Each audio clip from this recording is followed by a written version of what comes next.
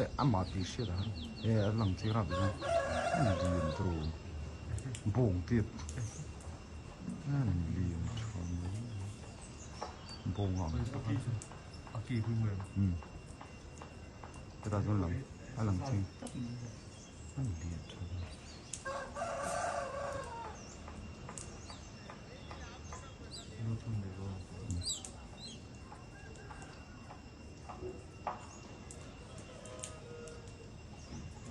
verdicts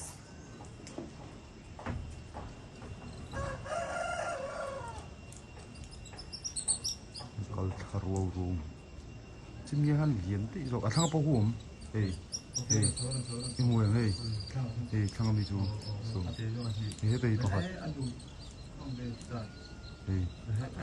lian cang Anh ta hiện lồng đùn, họ bảo chú chụp cái này chứ, anh liền đùn đó. Thì chú nóng lên hả? Anh suy cả.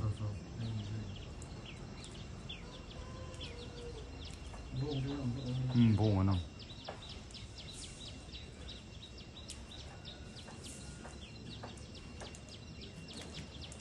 Tế mi là mọi người lại em ạ. Nấu tế mi hả? Chỉ mình cái đồ, tế em ấy, mà sao bây giờ mình cái đồ hết tất chụp cả rồi. Nó liền.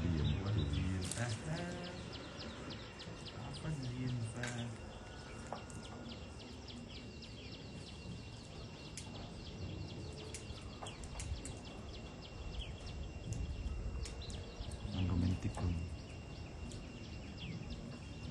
Anh chú ấy khai ấy luôn.